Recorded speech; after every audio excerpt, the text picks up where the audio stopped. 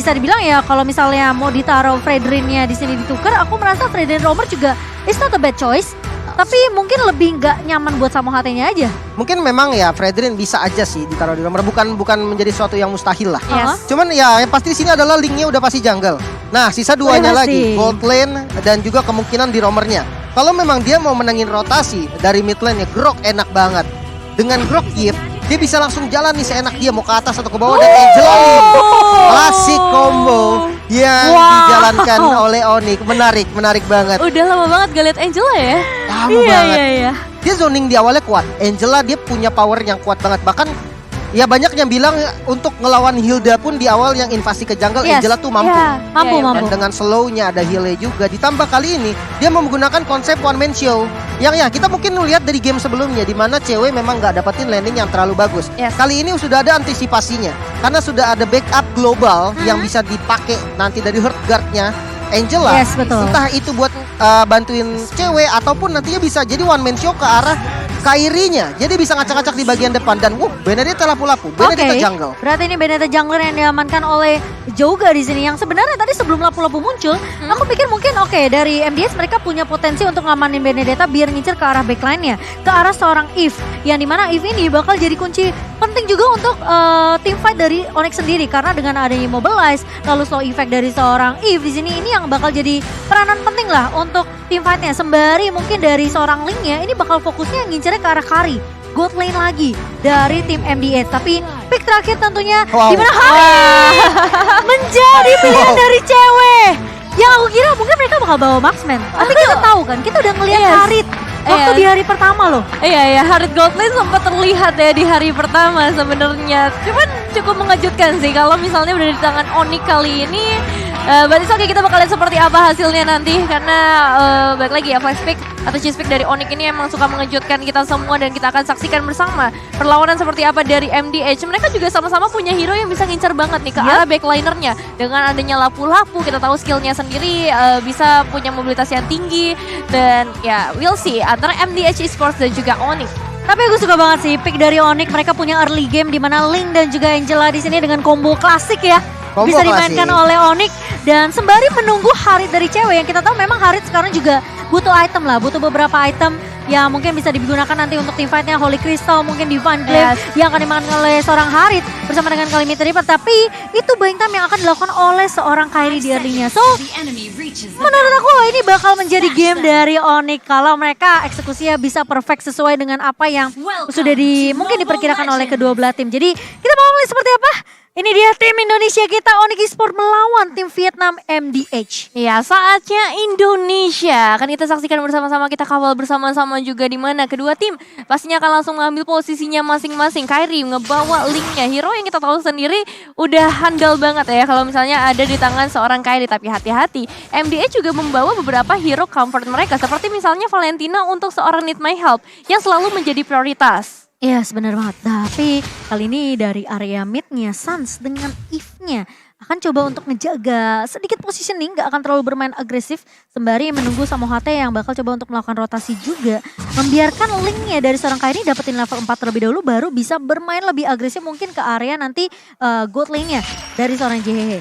Karena dari MDH mereka kayak bakal agak sedikit nahan dulu nih.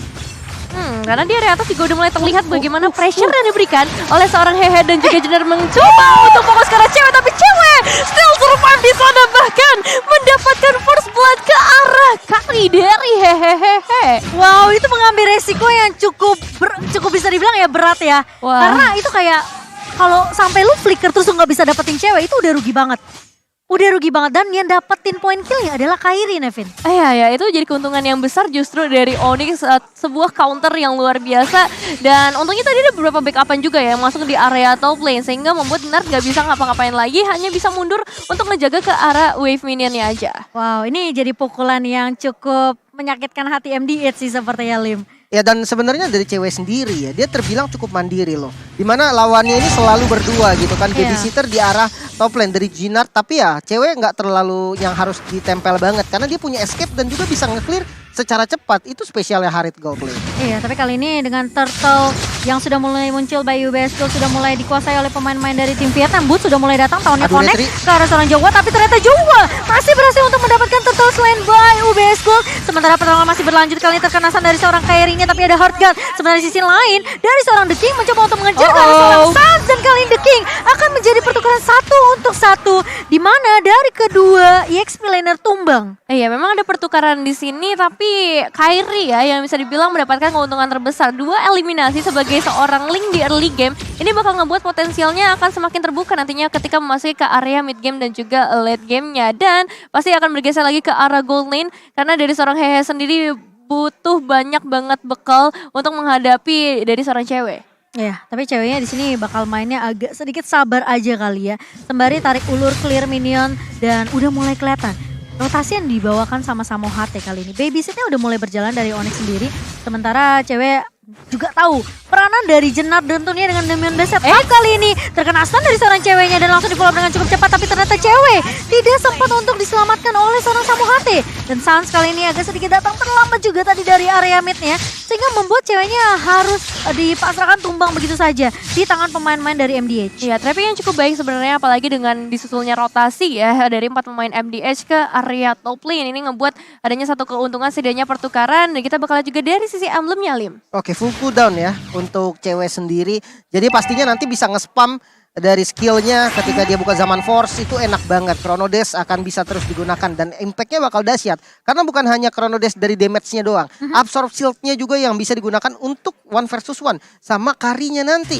Dan ya mungkin membahas sedikit dengan rotasi yang dimiliki oleh MDH tadi di area top lane. Dia berani banget untuk nge-secure boost yang agresif. Sementara ya defensif dari Samuhati yang tadi kurang maksimal karena Heart Guard-nya masih delay. Tapi kelihatan target dari MDH ini benar-benar matahin pergerakan farmingannya si cewek sih.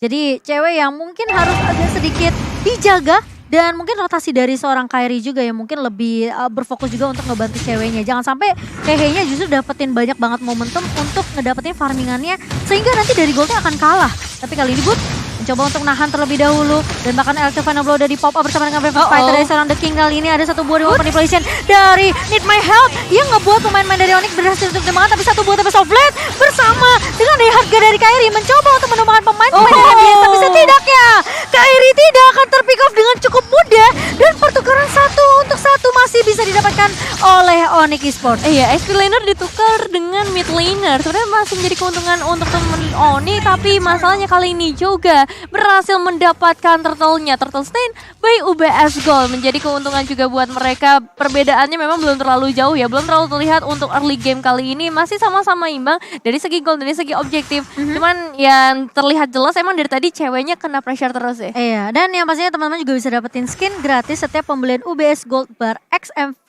World Championship secara eksklusif hanya di websitenya ubslifestyle.com atau di e-commerce-nya UBS Lifestyle.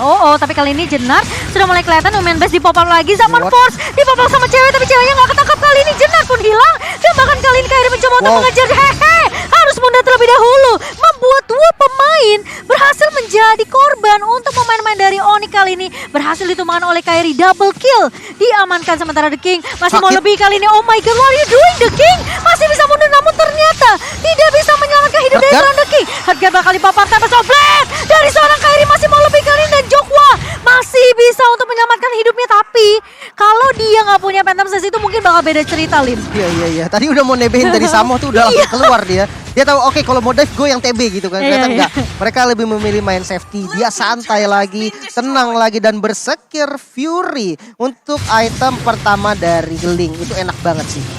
Tapi Women Best kembali di setup kali ini, dan bahkan Boots-nya seperti yang akan menjadi target menjadi bulan-bulan dari pemain-pemain dari MDH, karena mereka tahu mereka kehilangan 2 di atas 3 bahkan. Mereka harus dapetin setidaknya balasan. Tapi kali ini ngebuka satu buah remote manipulation dari seorang Sunset. Cewek mencoba ngincar ke arah Blackline.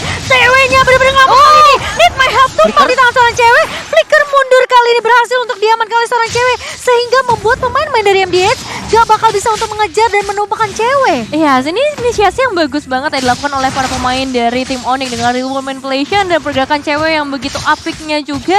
Flicker yang menyelamatkan dirinya membuat keuntungan besar diamankan, meskipun memang sayangnya adalah dari Boots ya, harus 3 kali ditumbangkan di sisi XP lane karena memang ada pertukaran laning yang dilakukan oleh MDH Esports. Dan untuk saat ini mereka bakal kembali lagi menyatukan strategi mereka karena menuju langsung ke arah turtle-nya. Apakah akan ada kontes dari MDH atau ini bakal direlakan aja dengan kondisi yang emang gak terlalu baik untuk MDH? Iya, tapi kalau kalian sadar ya, ini sebenarnya sama kayak game pertama yang Onyx, dimana turtle objektifnya mungkin bakal dikasih ke arah lawannya, tapi kali ini Jouga gak akan dikasih kesempatan. Kairi udah mulai dirasuki oleh dengan satu buah hard guard-nya, tapi satu buah Mendes-nya, flicker mundur, tapi Kairi masih bisa untuk menghalau setup eksekusi yang dilakukan oleh MDH kali ini dengan Numen Blast. Tapi kali ini cewek bakal mulai maju, zaman force-nya di pop up, dan bakal Chronodis yang mencoba untuk mengincar ke arah sana Jenar tumbang di atas tangan cewek, dan bakal need my help, bakal coba dikejar, where are you going, kali ini need my help.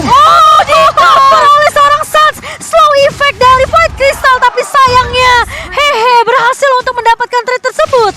Wow, harmonisasi skill yang benar-benar terlihat dari Onyx sih, yang kali ini benar-benar mengejutkan kita semua dengan adanya satu wave minion. Kali bakal mencoba untuk target ke arah sana. Kairi berhasil mendapatkan eliminasinya, pembalasan dendam untuk seorang cewek yang baru saja ditumbangkan.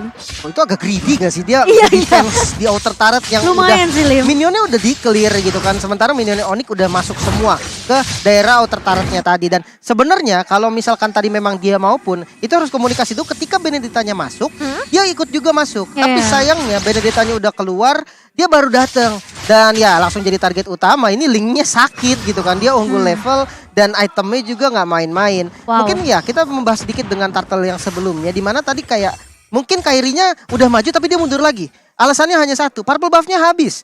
Jadi purple buff-nya belum spawn, tanpa ada purple buff ya kita tahu lah Link nggak akan bisa langsung secepat itu untuk pindah dengan Deviant Sword-nya. Tapi ya it's okay karena masih bisa tetap mendapatkan turtle-nya dan fight-nya juga masih nggak berat sebelah lah tanpa purple buff. Tapi itu timingnya pas sih, karena Jenartnya ngebuka Numian Blast kan. Jadi pas Numian Blast-nya di pop up itu masih ada Tempest of Blade-nya Kairi. Jadi Kairinya nggak ke-stun, dan bahkan ceweknya yang tiba-tiba datang dari belakang buka Zaman Force itu udah kayak tarik ulurnya Onyx tuh bagus banget. Ini menunjukkan komunikasinya dari Onyx tuh jalan. Iya, terlihat jelas ya dari segi movement yang mereka ciptakan, decision makingnya juga udah sangat amat terlihat. Dan kali ini kita masih akan menyaksikan seperti apa perjalanan dari Onyx untuk bisa menembus lebih jauh. 3 inner turret dari MDH Esports menunggu mungkin ke arah objektif berikutnya.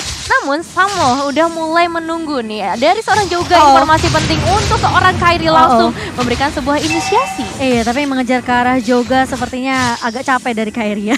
Jadi bakal bermain lebih di sini objektif aja sih, karena mereka mau dapetin turret di area atas juga, sembari Lordnya udah mulai dipok sama cewek. Pengen cari tahu keberadaan dari pemain-pemain DMDH, apakah mereka bakal melakukan setup di teamfight Lord. Tapi ternyata setelah melihat Lordnya tidak mengincar ke bus manapun, sepertinya bakal ditarik ulur terlebih dahulu. Sembari Kairi kali ini bakal langsung menjawab keraguan dari pemain-pemain MDH, yang dimana mereka juga ragu nih sebenarnya untuk melakukan kontes. Karena Jenar, ini semua tergantung dari Jenar. Gimana eksekusinya, tapi Boots kembali menahan posisi dari Jenar, dan tentunya Lord Slain by UBS yang berhasil untuk diamankan oleh Onyx ini ngebuka peluang buat Onyx biar MDH nggak bisa untuk melakukan counter setup. Iya, dan emang terlihat setup dari Onyx tuh nggak mau ngasih sama sekali untuk MDH ya. Begitu juga untuk MDH yang nggak bakal terlalu komit. Mereka tahu mereka dalam kondisi yang kurang optimal. Kalau misalnya ingin memaksakan ke arah team fight, memang mereka punya Jenar sebagai salah satu roamer yang bisa menciptakan momentum. Tapi dengan perbedaan damage yang pastinya cukup besar, itu kayak masih belum bisa dilakukan hingga sekarang. Iya, tapi kali ini informasi 4-1 udah mulai dibawakan oleh MDH sendiri. Tapi Konsil dibuka begitu saja, Suns yang bakal coba untuk flicker mundur, namun ternyata nggak bisa diselamatkan dengan hard guard-nya. Satu buah di momen manipulasi dibuka oleh seorang Need My Help, tapi cewek mencoba untuk bertahan dengan satu buah Zaman Force, tapi ternyata tertangkap dengan satu buah Numen Blast dari seorang Jenar. Dua pemain dari Onyx hilang begitu saja, sehingga membuat ini Lordnya sepertinya harus didalakan oleh Onyx. Tapi Samohate mau mencoba untuk berjuang di area atasnya, kali ini dari Jenar mencoba untuk menangkap, tapi ternyata Samohate masih bisa survive dengan flickernya. Iya, ada sedikit covering juga yang pastinya dilakukan oleh seorang Boots. Cuma sayangnya ya, dua pemain harus hilang di area tengah. Kairi mencoba untuk melakukan solo kill, kali ini menuju ke sana The King dan berhasil hilang, mendapatkan juga ke arah inner turretnya. Wow, Kairi.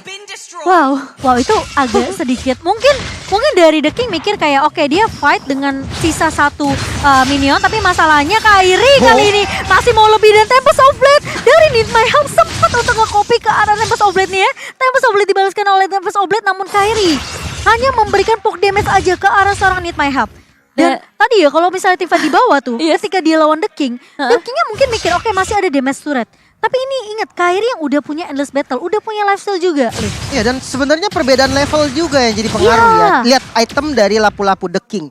Bahkan dari sepatunya pun Magic Defense. Dan item defense-nya Radiant Armor yang gak ada physical defense sama sekali. Perbedaan 4 level. Dan juga item Link ini udah hampir full lah. Dia masih pegang Swift Crossbow 1. Ini Swift Crossbow itu buat mempercepat farmingnya di awal ya. Dia beli dari item pertamanya. Jungle-nya cepet banget dan lumayan. Ada attack speed juga ketika dia nanti Yes. coba untuk nge-back dari front to back. Ada tambahan attack speed lah yang bisa bantu dia untuk dapetin kill. Nah sementara untuk The King sendiri udah nggak boleh sih 1 lawan 1 sama Link. Itu harus kabur. Kenapa? Karena kalau di fight ya udah kejadiannya sama kayak tadi. Damage-nya nggak akan ketahan. Iya betul. Kalau dia 1v1 sama Boots mungkin akan, ya mungkin masih sama-sama kerat ya. Kalau sama Boots paling clear doang sih. Adu clear. Iya, tapi ini lawannya Kairi level 11 tadi dari The King lawan level 15-nya Kairi. Tentunya agak sedikit, ya kita mau coba mempertanyakan ya kenapa dia masih coba tapi kali ini dari Kairi mencoba untuk masuk menangkap ke arah 3 pemain, tapi lihat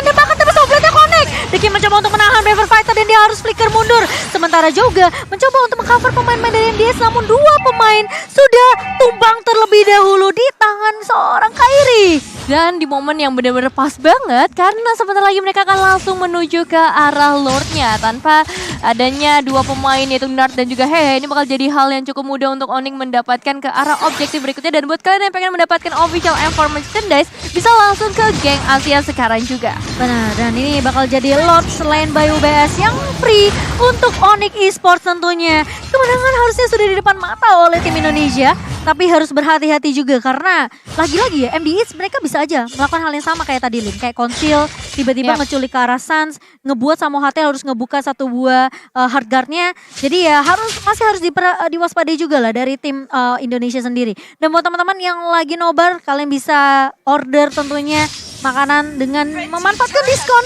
90% dari Grab. Kalian langsung scan aja atau gunakan promo di grb.to/m4. Iya, dari MDS sendiri juga mereka harus tetap berhati-hati sih dengan adanya The King ya untuk Onyx-nya. Karena The King ini bakal targetkan untuk mengejar ke arah seorang Sans ya, dimana dia selalu berada di bagian backline atau mungkin bahkan menuju langsung ke arah seorang Samo HT. Dengan adanya Lord yang udah mulai muncul di bagian bottom lane, ini berarti menandakan kesempatan untuk Onyx semakin besar untuk menghancurkan 2 inner turret yang tersisa.